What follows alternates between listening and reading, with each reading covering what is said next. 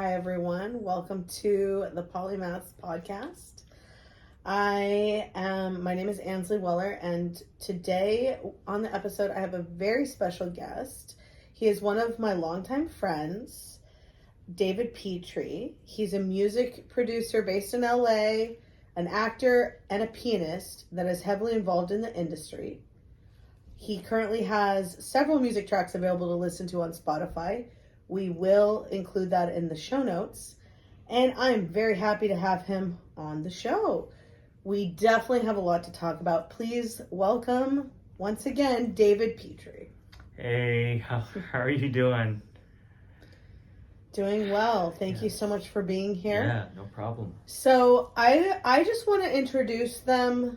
This is the artist, everyone. I'm going to also show you the art. So we're just going to play David's track.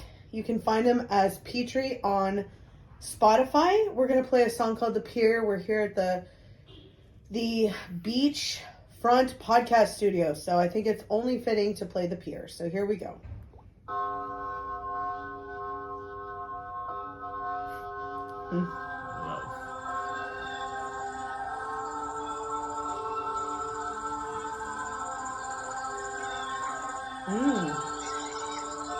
Super relaxing.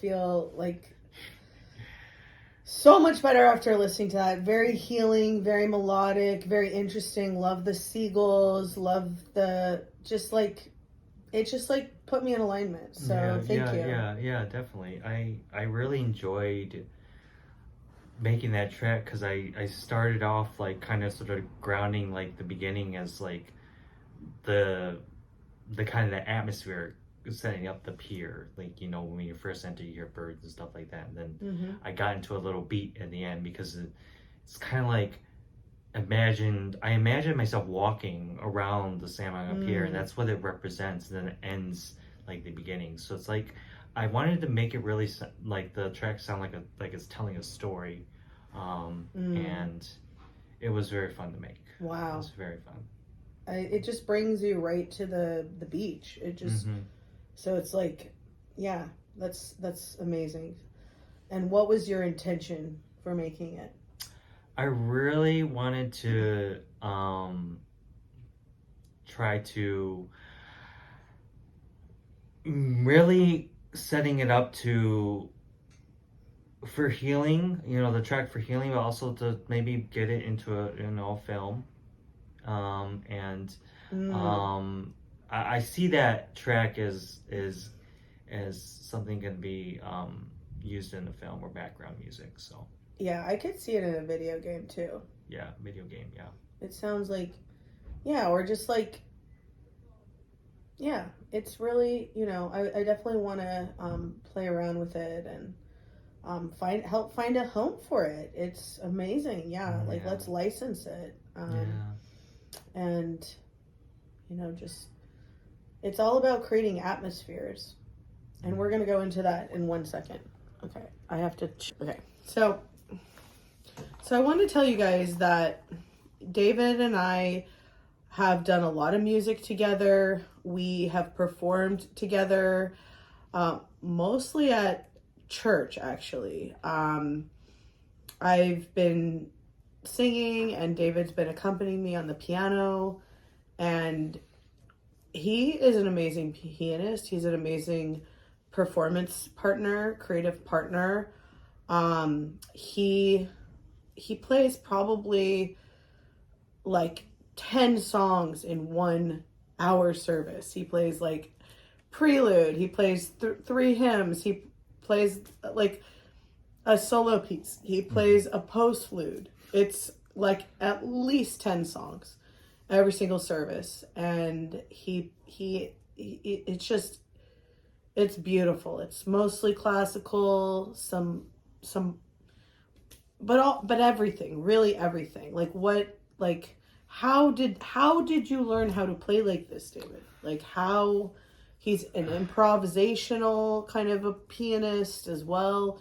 Like, how, like, you can read music. Like, I took piano too. What like tell us, like, how, were you always like this from the time you were a little kid, or like how did this develop?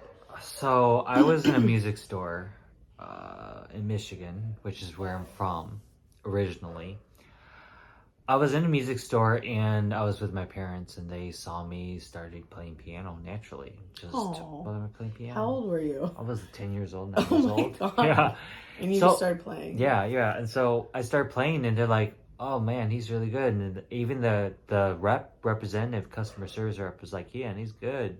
And so they decided to buy me a little small electronic keyboard. It was maybe 54 keys. It's a really small. It's like this size, kind of like, I don't know if I can say this size. This is a small size, and I started messing around with electronics and stuff on there and playing, and then eventually they bought me an actual regular upright piano, and I started actually playing, and I started getting in competitions, and I started practicing and take music lessons in Michigan. And one of the teachers, one of the first very teachers I had, she was #1 in Michigan, the #1 top music teacher in Michigan. She was really, really, really a top teacher. And I kept on playing music competitions, got into the finals, performing, I don't remember, Beethoven and Mozart. and so I went to college for music, and then it just continued escalating from there, making music, performing. But to answer your question, I think it's a combination of both, practicing and developing my skills further, but also having a natural talent born as well. Because I kind of sort of started playing naturally when I was young, but it just came to me. I feel like it's kind of like I was born with a slight gene of being a musician, because it just came to me as natural. I feel like God made me the way it was supposed to be for a reason. Wow. And so, but then the other half is like, I gave you a seed, but now you got to make it grow, and the only way to make it grow is to take action, and so that developed over time by practicing, improvising, making melodies, and I can grow my skill that way. So the answer is it's a combination of both. Wow. So make a seed grow further by developing my skill better by practicing and doing that. So I love that you just brought up seeds. I think we have to sow many seeds, and we never know which ones are going to sprout or how they're going to sprout. And I actually would love this one to score one of the films that I'm working on. There's some short films, and then there's some feature films, and so like, it's because I know that you can match atmospheres with the correct music. It's tuning in and figuring out what the appropriate sound needs to be, right? So I love that about seeds. I think it really ties well into like the polymath concept, where if we're polymaths, because David and I, it's like the longer you live, the more you learn, and the more you sow a lot of different seeds, right? So even within music, there's live performance, there's production, there's just so much. There's DJing, there's events, there's like schools, education, like teaching music, like accompanying school kids like at musical class or whatever, like for their play. Like there's conservatory, there's like composing schools. So like there's just so many areas within music alone.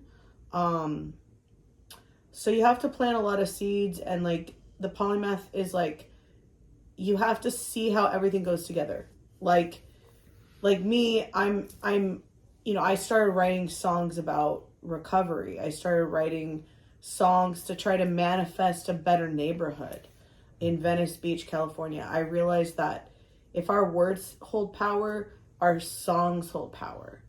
I made an album for hospital patients because I believe that music heals. Like, I believe I was healed very much just listening to the track, The Pier, that you shared with us at the beginning of the show. That set this, I'm so glad I didn't even plan that or premeditate that.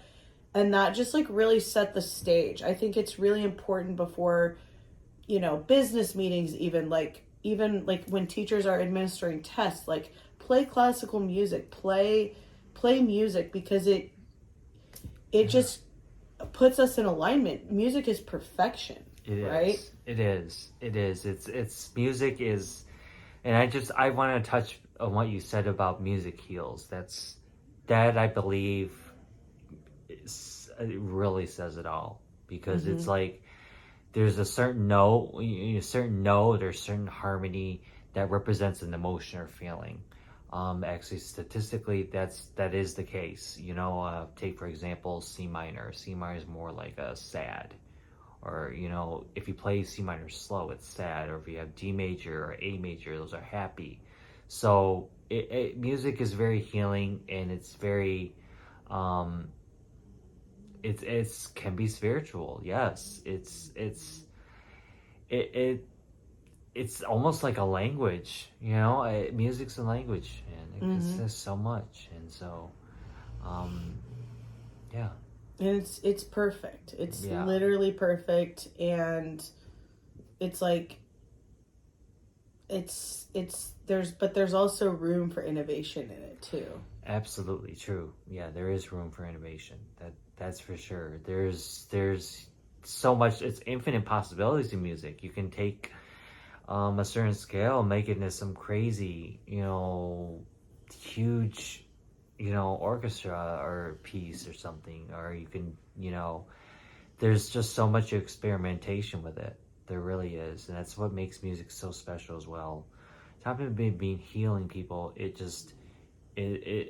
can be innovative. It can change people's lives. It can it can um it can just pretty much innovate anything. I mean, it does a lot, and I that's part of the reason why I just want music's my blood, in my blood, and I mean why I professionally started doing that is because it's a language in itself, and it's healing, it's everything like we discussed, and I just love writing it. It brings about my spiritual self. It makes me feel so good. I'm very passionate about it, and it's very healing for me. So and I really just, at the end of the day, the music is for the other people. Like, I want them to have a good time, and I want them to enjoy what I'm creating, because there's just, as a musician, I there's just, for me, it's no point. For me, it's just, in my opinion, I just feel like music should be expressed for others. It really should. People should hear it. You shouldn't just, for those out there, like, who are just like not wanting to release their music. I mean, get it out there, just get it out there, put it out there. Don't, because we're artists, we're musicians. We do want to make everything perfect, but I feel like if we stand there kind of like critique it so many times, it's a musician mindset thing. I believe it's like we want to make it perfect. It's not done yet. But we're working on it for a month. It's not done yet. When is it going to be done? It still isn't perfect. You got days where it sounds like sounds like something amazing. It's the most beautiful thing you've ever made. And then the next day it's like, well, this is horrible. So I guess the best way is just, sorry I went on tangent there, but like, yeah, it's great. It's like, music is, that's why I do it. So yeah. Well, okay, so you started when you were 10, Yeah. and did you just start playing and they're like, that sounds pretty good, like he's never played before? Like, Yeah.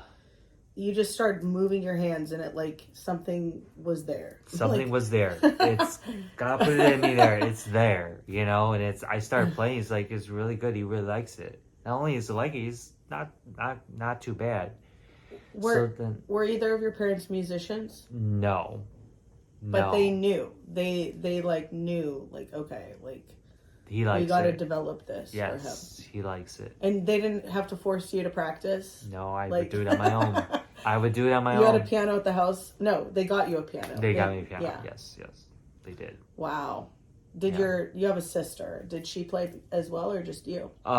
She actually isn't as musically inclined as I am. She did play the flute, and she did play the flute for a while, but she gave it up. And she wasn't, that was a long time ago. She wasn't really musically inclined and more into it than I was. But yeah, so my parents, I'm adopted, by the way. So my parents, my adopted parents, I think my dad likes, the Yanni, and then my mom likes Enya. I think this is the only exposure they got to music. That's kind of, the Yanni was what I listened to when I grew up. My dad showed me it.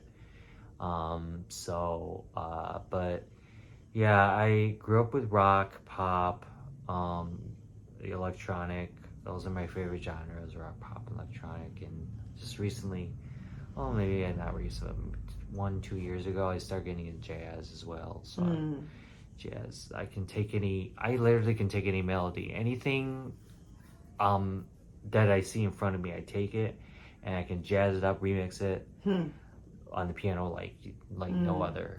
And you got to send me some clips so I yes. can add them into this podcast. Oh yeah, definitely. It's really it's the jazz part. It's just it's really fun to play.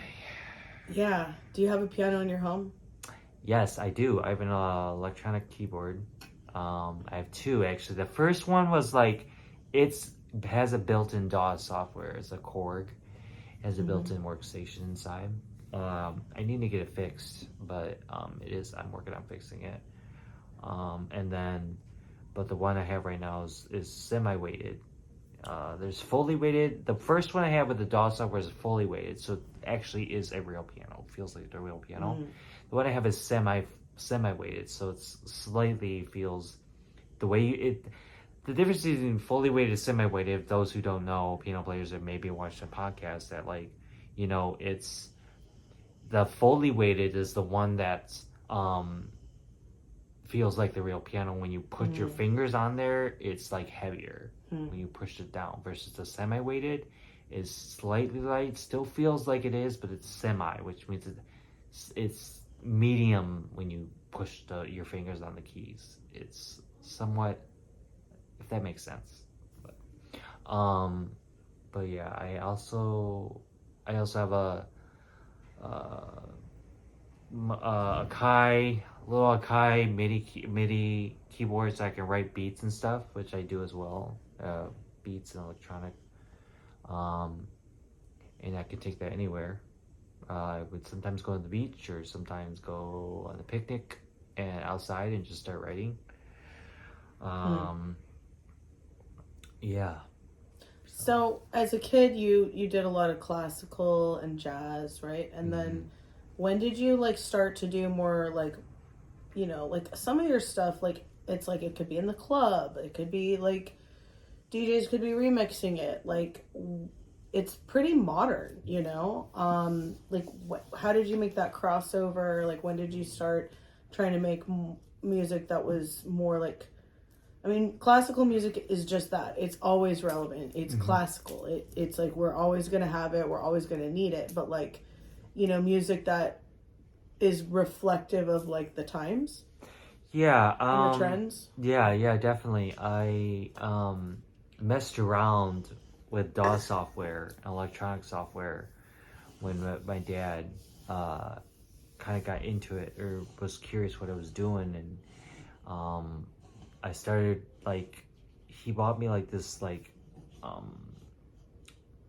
the audio software and the amp that he had, and I put that together a long time ago, and I started writing like piano albums with electronic music behind it. So I think my my college still has that on file. If I can go back in like contact them, I could probably get that CD or whatever. Maybe it has an MP4, but yeah, I really enjoyed the EDM artists. There's listen to like Martin Garrix,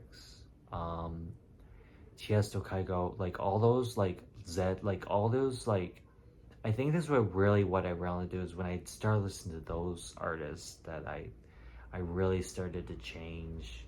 Like I knew that I was going to be writing EDM music. I just fell in love with some of their songs. They were just like, I like had a spiritual moment where it's just like, oh my gosh, like I'm going to be like them, So I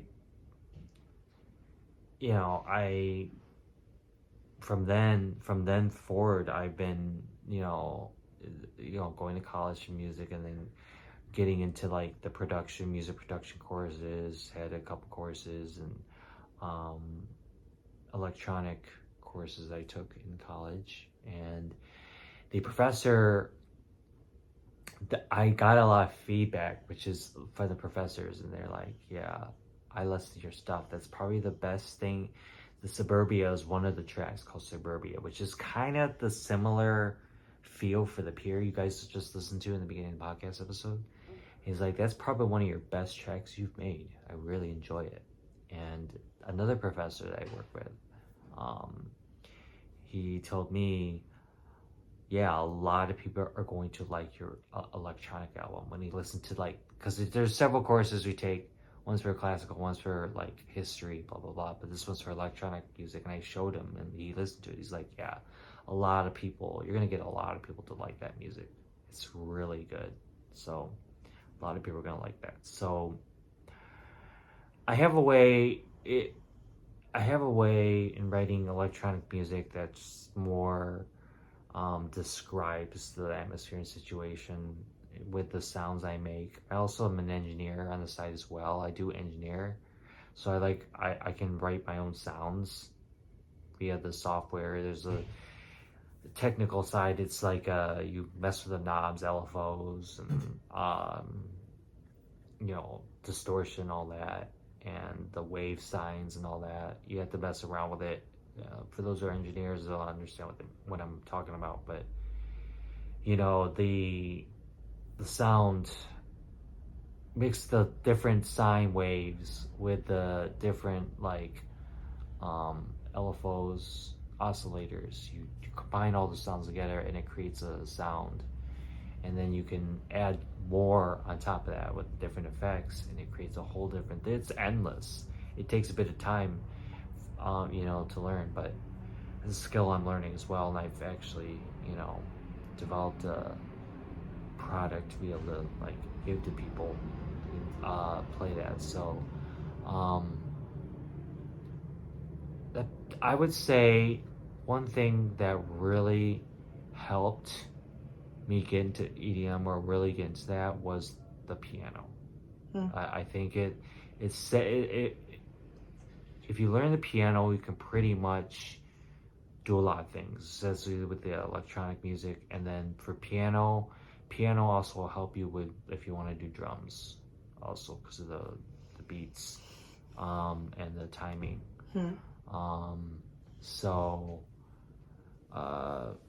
But yeah, and I forgot to tell Spencer, I did used to play the viola, not as much anymore, but I did play the viola a lot in the orchestra.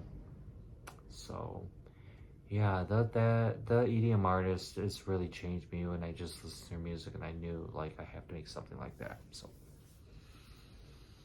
All right.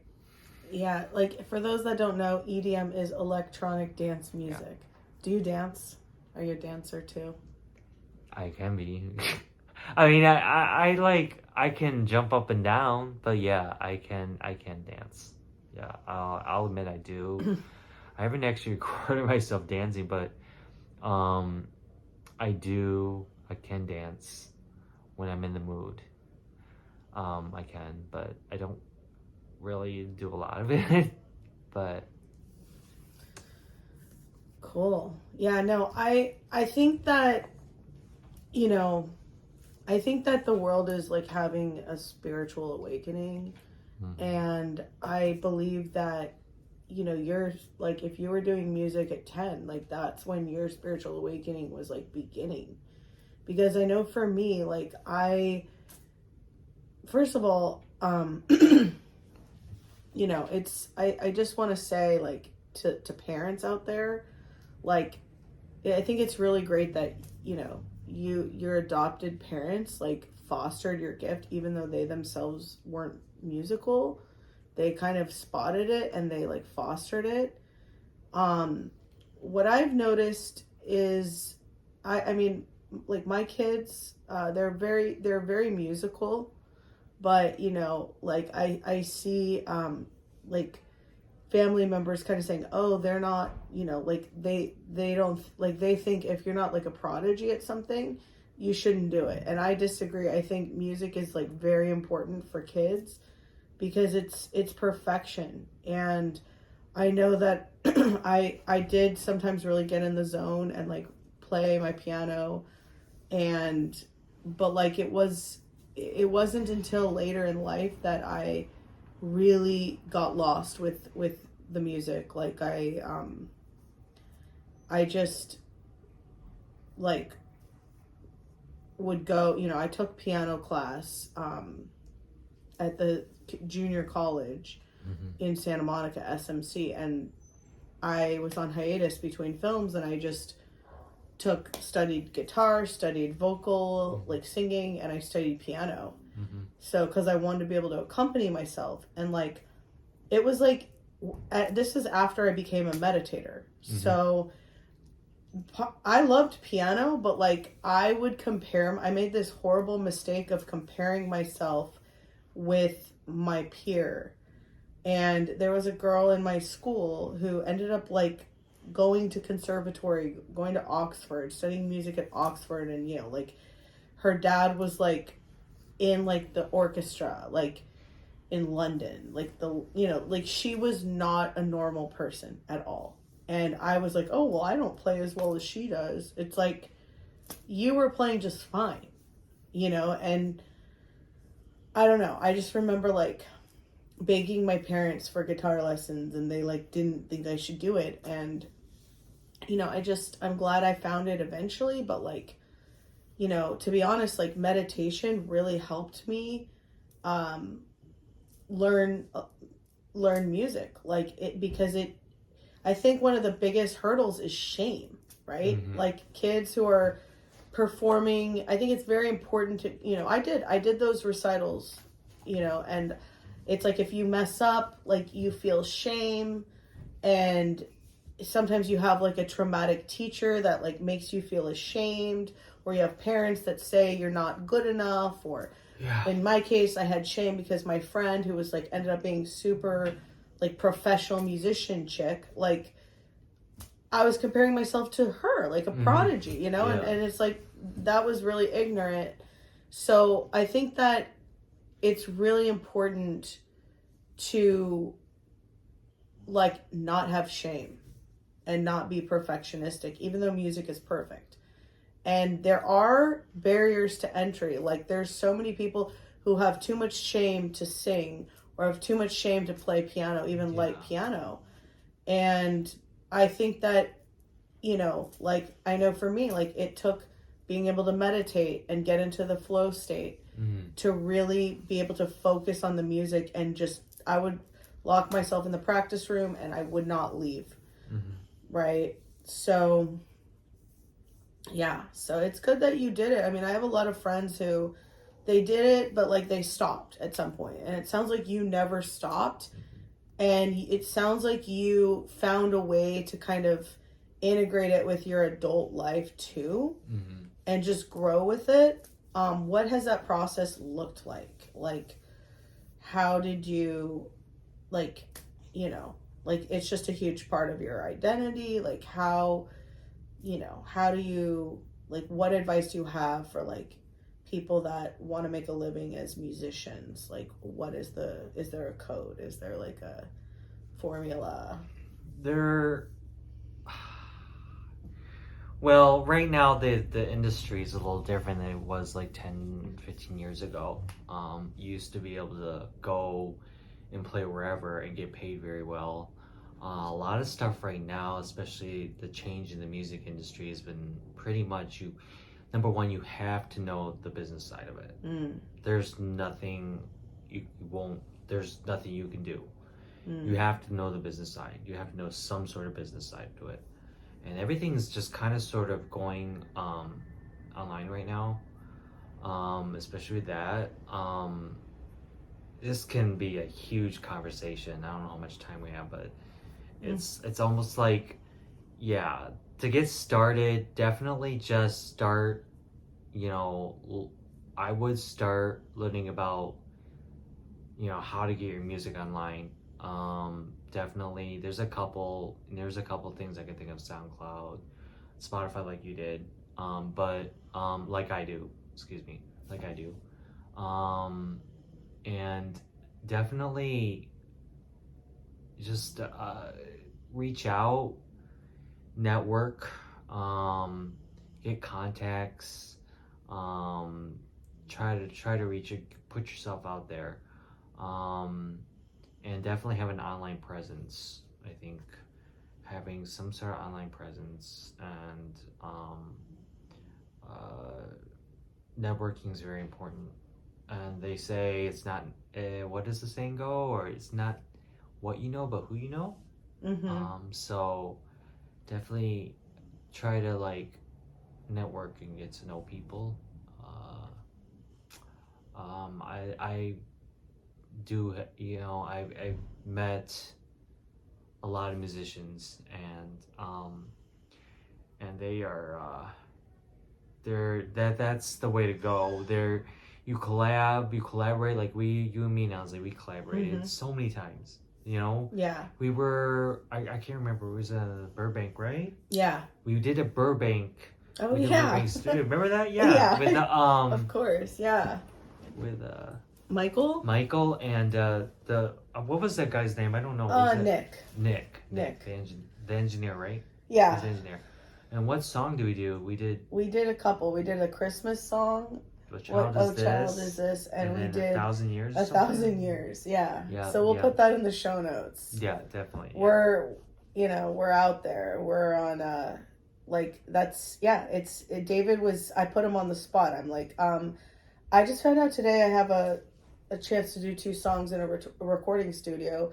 Let's do the solo that we did today, and since we just did it, and can you do the piano? And then I had him learn What Child Is This, and he killed it, and he did like one take. I had to do many more than one take, but David just needed one take, and it was great working with such a professional, and we had a lot of fun, and hopefully we'll do more. Like, I'd like you to produce a song for me, that's more modern. We've done a lot of churchy stuff, nothing I do is 100% church. It's always got a little bit of edge, a little bit of rock and roll in it, a little bit of gospel, a little bit of ballad in it. It's always very metaphysical, but it's like, at this point, it's like, okay, like, give me some drums, give me some electric guitar, like, let's go in a whole other avenue. Let's go, like, to the dance club. Since you love EDM, I love part of my spiritual journey, it was getting out of my head and into like applied spirituality. Like, okay, let me like see if I can. I'm not trying to be a pro dancer or anything over here, but it's like, can I dance at a concert? Can I get up and move? Can I dance on Zoom at a dance class? Like, can I get to know? Can I do that stuff? Like, and same with, but like the music too, like singing, like performance. It's like writing songs, composing, like being able to communicate with other musicians has been, for me, that's been applied spirituality 100%. And, people have been really patient with me.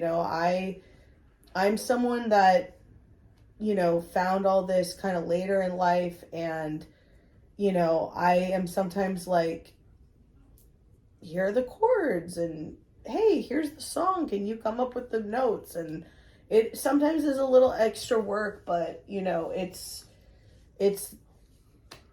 always been a collaboration. And thank you, David, for about 3 years we did many songs together. Like we did original songs. He would find songs, be like, can you sing this, can you learn this? We'd have to modify it sometimes. We did classics. We did, hymns. We did church songs. We took requests. We just always had to come up with something and be on the same page. And it's like, I've always felt really comfortable around David, from day one, and almost to the point where he's like, okay, like, why are you telling me all this? Like, and it's like, well, musicians just are very deep, and it's like, it's just consciousness, really, So I definitely have this theory that there's 12 dimensions. And I was actually inspired by the movie Lucy with Scarlett Johansson, where there's like 12 dimensions of consciousness. And like, in the 12 step, they talk about being rocketed into the fourth dimension. And then in the New Age, they talk about the 5D, like the new earth, like the love frequency. But what about 6D, 7D, 8D, 9D, 10D, 11D, 12D? And I have a theory that, like, most actors are 6-dimensional beings. I have a theory that, like, most people who find themselves, who are neurodivergent enough to find themselves in some kind of a 12-step meeting, are 5th or 6th-dimensional beings. I believe musicians, sound is the 7th dimension. So it's a priesthood. It's a royal priesthood. It's, you know, it's high creativity. It's high manifestation. Like, it's like we can really use sound to really, like, create the future and manifest and heal. Like, sound heals 100%. Binaural beats, solfeggio frequencies. This stuff heals to get people moving. That's ceremonial magic, to get people moving to a beat. DJs creating an atmosphere, starting the whole party, you know, and that's what we did. You know, we put on a healing service every Sunday, and we wanted to create an atmosphere where healing was possible, both on the physical side of things and the mental side of things. And the music was a huge part of that. You know, without the music, how could people receive the message, right? So thank you, you know, for your service in that endeavor. And just being a part of it, it for me, it was very healing. Just, you know, to perform was extremely and is extremely healing. And I'm just looking forward to doing more stuff with you, like maybe at the hospital, you know, just creating atmospheres everywhere, you know, the places that need it the most, you know.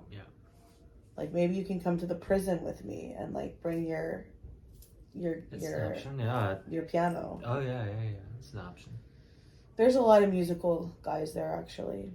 Oh, I didn't know that. Yeah. Wow. One of them got transferred, this guy Marvin. So I haven't seen him in a while, but he was like, yeah, I'm nominated for a Grammy, and, you know, he's like running his whole music business from jail. He's like, yeah, I have a music video coming out, and, like, I'm like watching the music video. I'm like, when did you film this? You know? So Interesting. yeah. So yeah, music gets people through really hard times. Like, I'm always getting the guys to, like, write songs, sing songs. Hey, will you sing for us? You know, and I'm very collaborative. If you want to rap, that's fine. You know, it's a church for creatives by creatives. Yeah. And that's, you know, that's really what I want to create now, is communities of creatives. And I know we've met a lot of my friends that are in bands, and we've been to some concerts together, and we've been on, you know, helping the unhoused on, you know, with food on Skid Row, and we've been to venture capitalists on Abbot Kinney. We've been from A to Z. Yeah, that's yep, I remember David that can't seem to get rid of me. No, I can't. I can't. Done a lot together. I think that's crazy. Yeah, we've gone through a lot of what I call initiations together. Yeah. And David's very, you know, you said you're adopted. I want to ask you about that. So I actually know a lot of adopted people. I'm surrounded by adopted people. Like, the film team that I'm part of, like, everybody's adopted on it but me. And I'm just like, why am I attracting all these adopted people, right? And it's like, it's a beautiful thing. I want to, like, I have noticed how adaptable you have been to all the different things that we've done together. Like, whether it's literally, we've been, like, we've been in some, you know, like, the Skid Row, like, feeding the hungry, literally. Like, it's biblical. Like, it was so biblical. It was so special. From that to, like, okay, David, we're going to go meet a billionaire today. You ready? You know, it's like, we've done it all. Like, we've been to all these different shows and been in the studio, and, you know, been in the church and all these different places. And, like, do you think that that there's a correlation between how adaptable you are to different environments and being adopted, because I have heard theories about that, like adopted kids like are have to work really hard to like mirror, like what was it like being adopted, like where are you adopted from, like I'm from South Korea, so I was originally from South Korea. I moved here very early. I think it was like 6 months to a year. mm, And I don't have any recollection of South Korea, so I don't mm, know exactly right now. And I'm currently right now looking. By the way, I love my adopted parents. They're really taking good care of me. I do. But right now I'm currently seeking to find my real parents and call a couple agencies, and I'm looking to hear back from them, but I haven't found them yet. It's I literally adapting to my environments is like, I guess for me there's some lows. I do suffer from sometimes low self-esteem, so I need like to like um adapting to the environment. It can sometimes be a little bit of a struggle to for the identity purposes, where I believe I'm this way even though I'm not, based on objectively like looking on the outside, but you're not, because that's objective, not subjective, as we all know. Subject is on the inside, mm, and objective is the outside. So it can, people's opinions can sometimes affect me a little bit, and I'm sensitive, very sensitive. I'm a musician, well, I'm sensitive obviously, but um yeah, but I'm, one of the things about being adopted is just the past trauma, but that you just don't know your real mother, so you have a loss of a motherhood there, so you're gonna feel abandonment. mm, Abandonment issues will come out. mm, Every once in a while I do feel like, oh crap, everybody doesn't like me, or it's like I feel mm, abandoned, mm, and it's very, this can get really deep, mm, and um I don't know how deep I want to get into this, but like I used to run away from home. mm, I used to run away from home a lot mm, because I felt like I always had to be on the run. I was a runner. mm, I was adopted. I was a runner, and mm, it's like, um, I don't know where I'm going, who I am, but mm, things have changed today. And mm, although adopted is who I am, it's my mhm. identity. It is. I am adopted. I take it as today as something of a positive nature. Yeah. I do.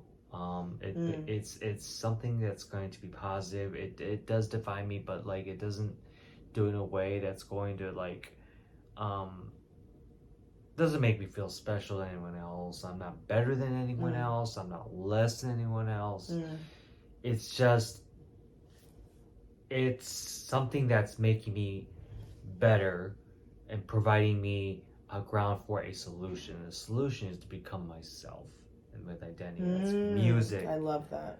music, and just Mm, becoming who I am, standing up for myself. Lately I have been in certain situations. I definitely stand my ground and stand up for myself, mm, speaking out, like all those things, like gaining that confidence, providing mm, confidence, um, positivity, self-love, self-care, all those things, is the solution to that, mm, from all that past stuff I dealt with.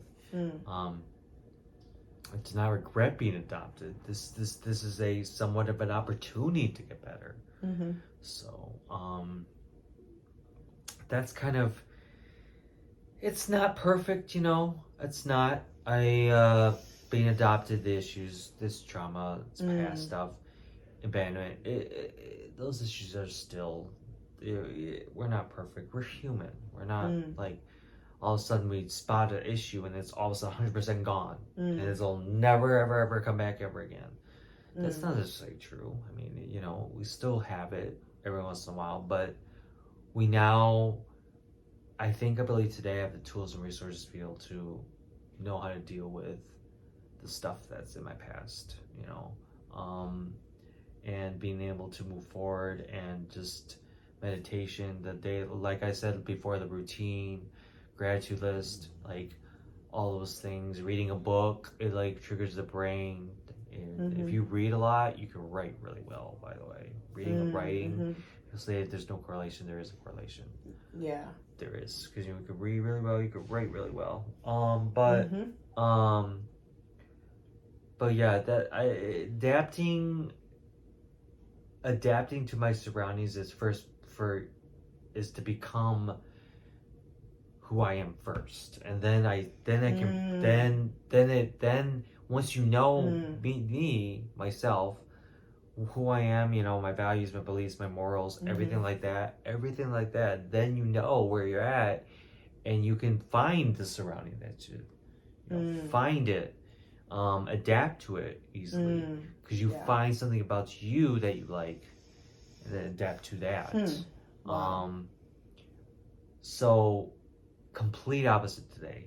So to sum it up, before, did not know who I was, low self-esteem, everything that surrounded me objectively was who I am. Everything, every single thing, including homeless, and oh, that's me. Oh, what else? There's several examples. Oh wait, I'm a female. Oh, that's me. Or like, oh, what you said. Oh, that's true. That's 100% true. And you'll never make. Oh, that's true. Oh, it's like, and then I go home like, oh, he's right. I'm just a horrible person. He's right. So that does the adopted versus today is the complete opposite. It's just like 1,080 degrees. It's like the 360 degrees. Like, it's just totally opposite. So. I love that. That's so important. I feel like, you know, I know like we both have, if you don't mind me saying, we've both been to therapy. I mean, who doesn't? I mean, I'm pretty sure people out there have gone to therapy, and yeah, there's people, you know, I see comments on Instagram be like, I have a therapist, so it's like, and I'm following like these mental health groups online, so really, yeah, because like that's like, you know, like I think that's like what the therapist is kind of trying to, you know, like what you just shared. I feel like that's what like therapy kind of tries to get me to do, is kind of like not, you know, like not be like, you have to be like, no, this is who I am, you guys can deal with it, as opposed to like being reactive to like, oh, just like you were saying, like when you don't tune into your body and you don't tune into your psyche and your feelings, you don't know who you are, you don't know how you feel, you don't know what your preferences are. You're just reactive, like a pinball, like a chicken running around with their head cut off. It's madness. And you know, it's like, for me, like I had to, you know, you talked in the beginning of the show about a daily spiritual practice, very extensive. Like, it's like we have to do that every day. Just like, it's like if you have to shower every day, you can't stay clean off yesterday's shower. It's the same with like we have to kind of keep coming back to like our internal like field, like, okay, like how do I feel, like what are my preferences, like we have to tell the world who we are, you know, right? So we can't just be so reactive, and it takes a lot of power to stand up to people and be like, no, like I won't do that. That's not honest for me, you know, that we're both, how long sober are you? Like, how did you, you know, beat out, what was the deal with all that? Because we're both sober, so. Yeah, meetings make it, it's recovery, I went through AA for a while, and the meetings and the people, the community, like getting to just be around a community of people, that are like you, like-minded, is helpful. Because you don't want to do life alone. And I think that's one of the reasons why I went through that drug and alcohol issue, is because I felt alone and isolated and just didn't quite feel like I fit in. Being adopted alcoholism, I mean, there's obviously, I had some more underlying issues, as I mentioned before, about my adoption, but the alcoholism, like, I just, because of those issues that I did not want to deal with, I ended up drinking and using drugs and substance abuse. So that's really what happened. And I finally got to a point where I'm like, I'm not doing it anymore. So I ended up going to meetings, and I surrounded myself with like-minded individuals. We share stories, and you can relate to it. Community is important for anyone. I think community, you gotta find community people that will support you and like you for who you are. Find somebody who will, like-minded individuals who will definitely, just relate to you, like I said before. And support is very important. So and kind of just deciding like, hey, that's not me anymore. Like reaching like it really is like, I think like what I keep hearing in this conversation is like identity work.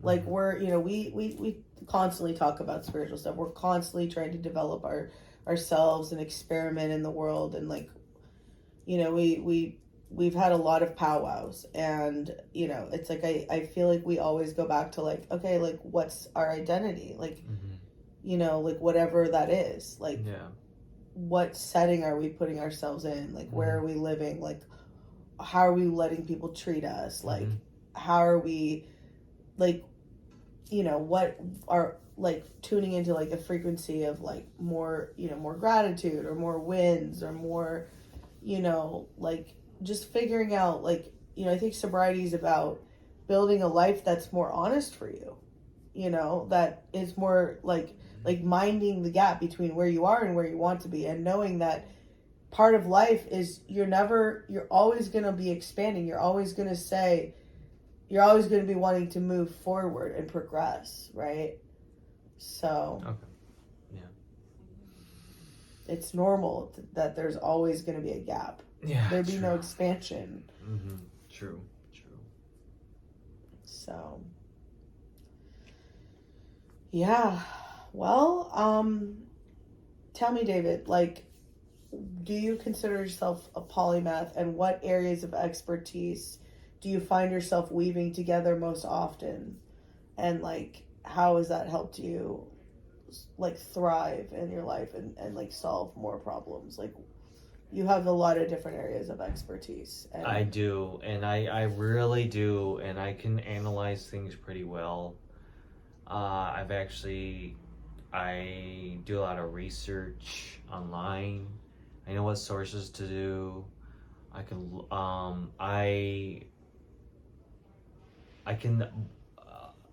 spot, like, I'm very good at looking at people's body movements and knowing like basically what it says about them in maybe less than a minute.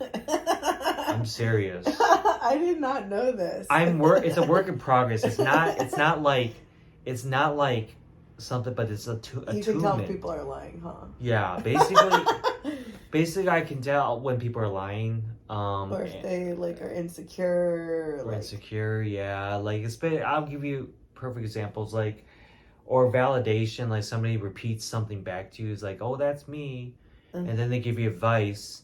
It's like, well, that's ego, or or like immediately, like, I can help you. It's like, oh, well, you're doing it wrong. This is, or and there's a few more examples I can give. Yeah, it's like, well, that's not the way you do it. This is how you do it. It's like basically short list is like this. It's like, oh, well, then you're better. It's just I don't know why. I just see it. It's a work in progress. I'm not there. There are people that are way better at tuning that and knowing when you can spot a lie. But for me, I definitely have a little bit of that, and it's improving every time. And that all has to do with my my routine, and just having this empath sense. I'm an empath too, so I can. That also helps as well. And it helps me to solve problems because I know, for empaths, I know since I spot something I don't feel quite uncomfortable with, or I know for a fact, then I know, hey, we can set that step back and establish that boundary to step back a little bit. I do know legal stuff as well. Um, I do, like, I study legal stuff. I have an idea. I'm not going to law school yet. I hope to, but I do have this confidence of knowing what law matches the situation. I'm pretty good with that. I also can, yeah, all these things are helping me to really, I think, help me to solve, because the knowing who's bad and who isn't, the boundaries, to step back or know whose spots to lie, really helps me to know who I want to work with, or who is bad for me, or who's good for me, and sensing that, and professionalism is another one I'm very skilled at, knowing what to say and what not to say. Because that's important.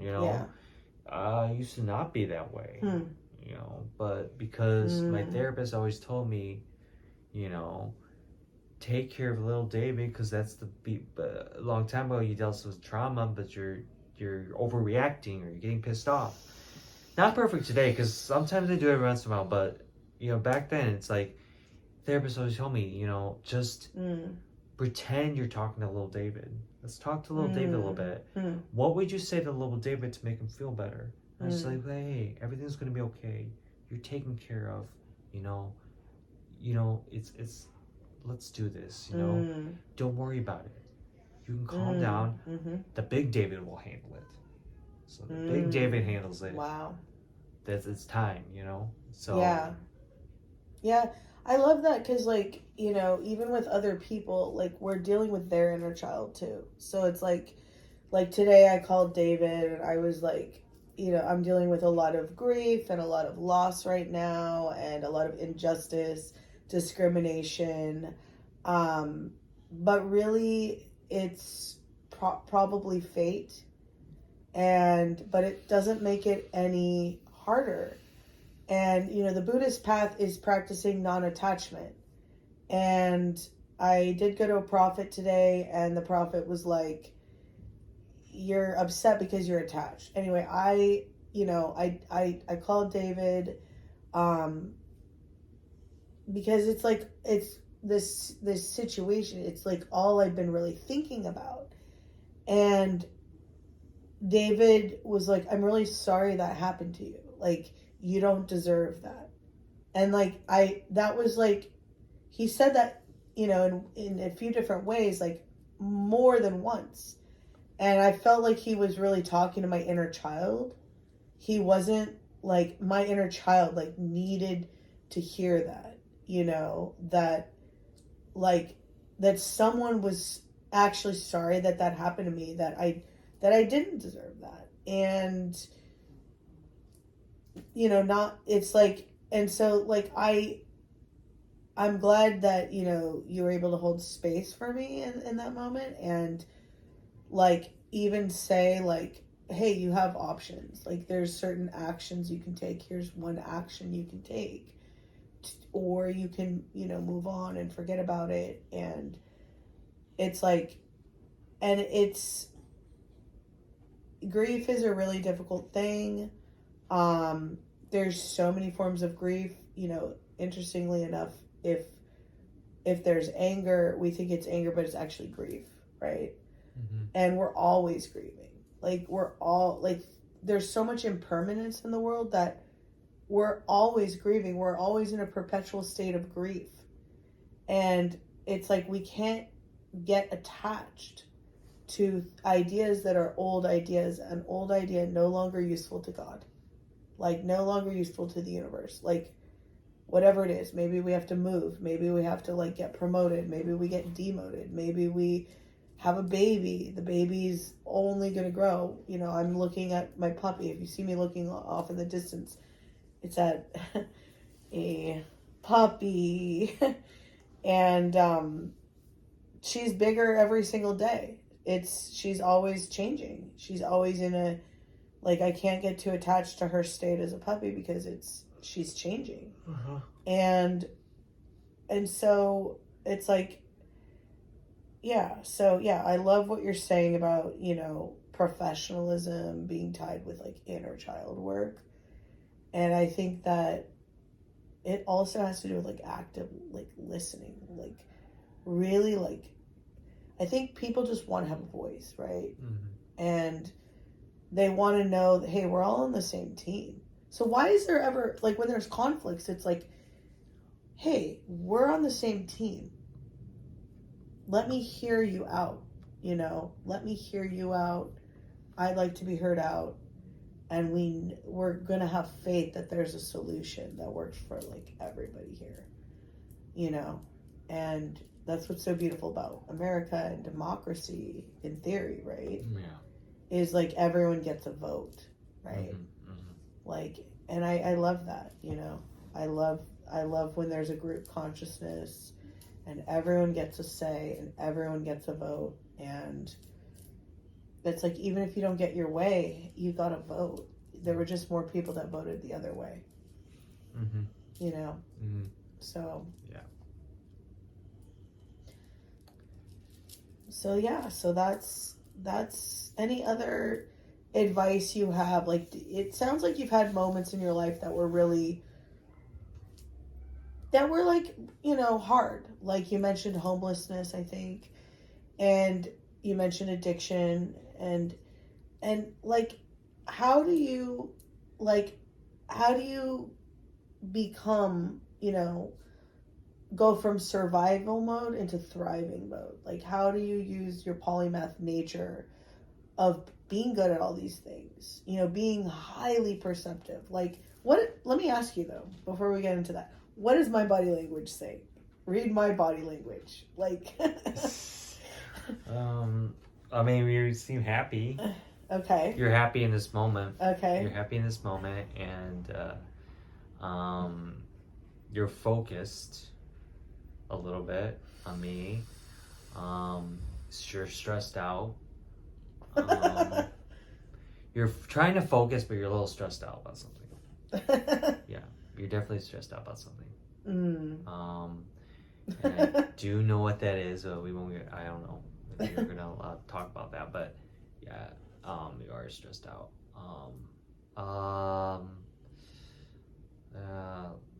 Yeah, worried, stressed, and worried. Oh shit. Yeah, stressed and worried.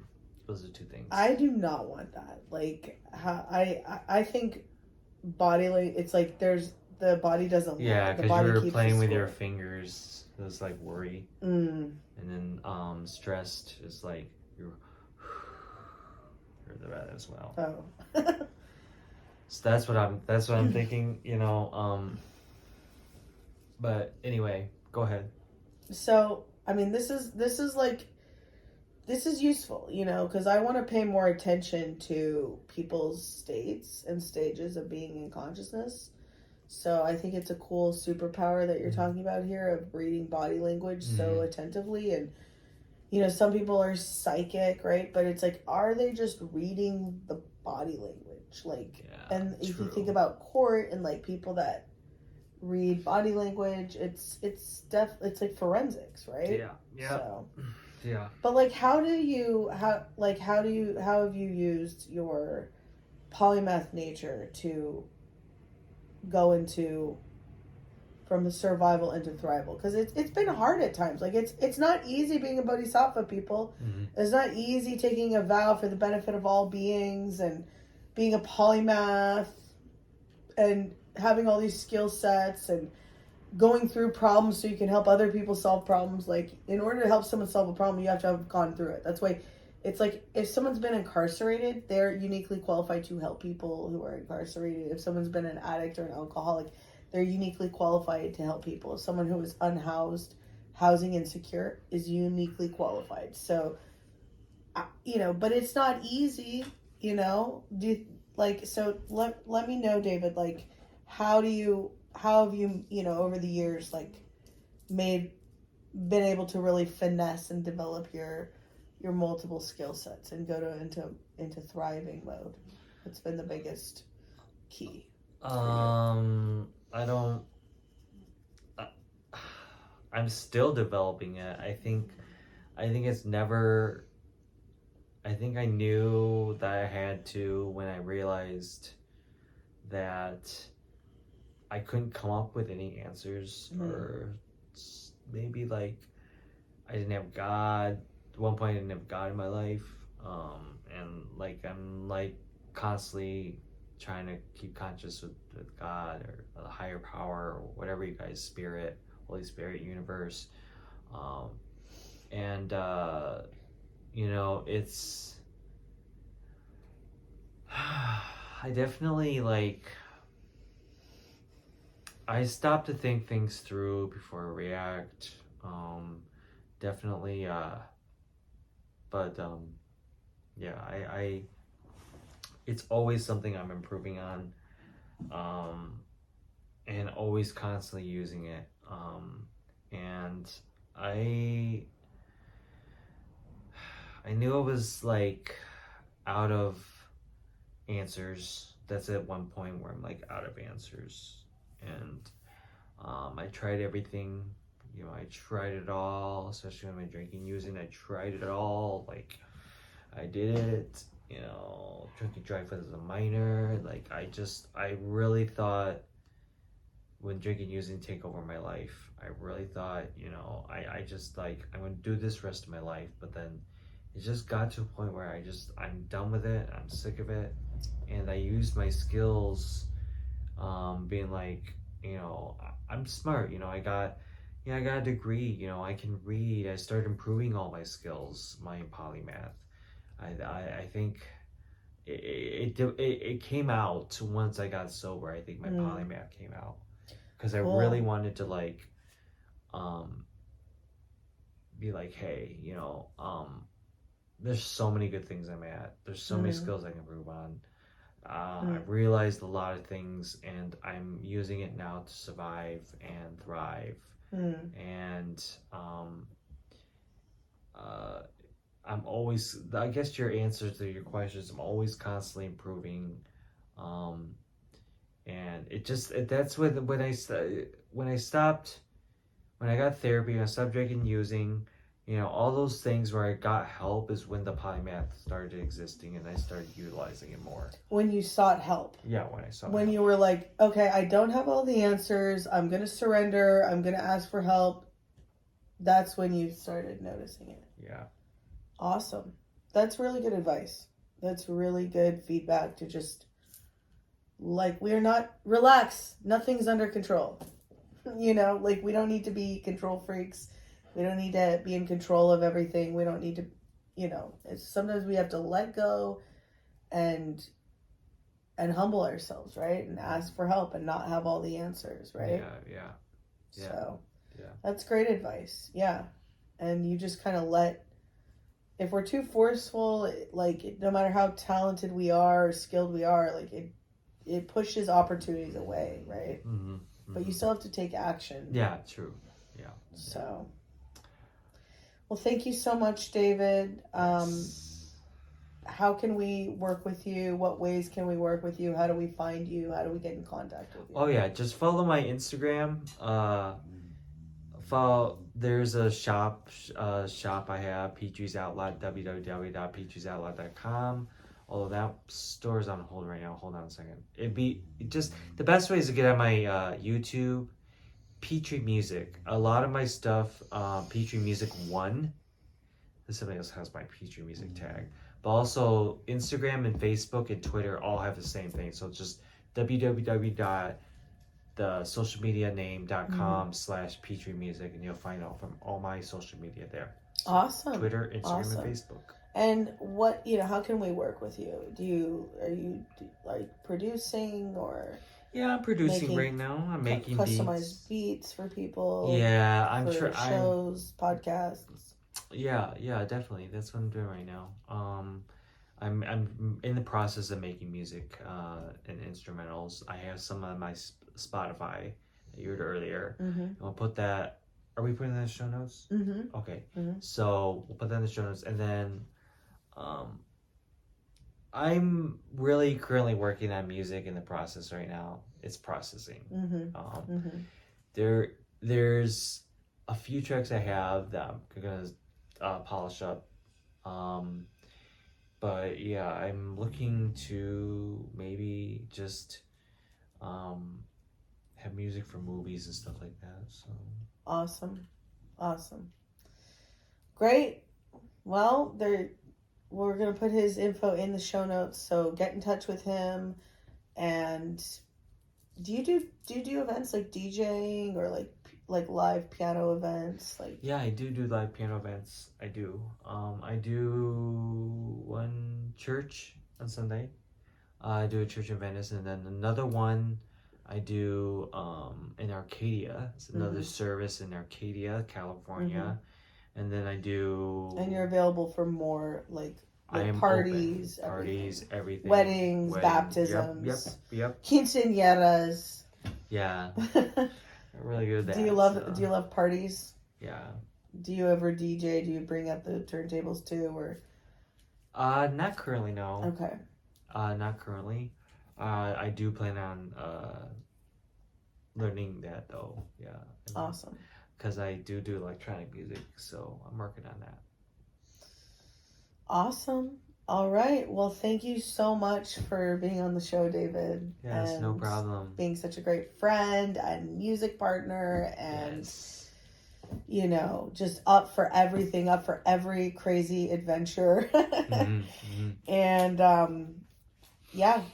So to be continued. Definitely going to have you back on the show. Yes. And bye for now. Bye.